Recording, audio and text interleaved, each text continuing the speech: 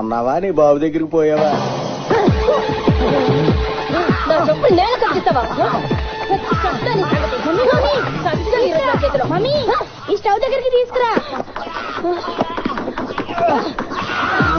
తీసుకురా మమ్మీ. తల స్టవ్ మీద పెట్టి విగ్గు కాలిపోయాక వదలదు మమ్మీ. వదలదు. విగ్గు కాలిపోని. కాలిపోని.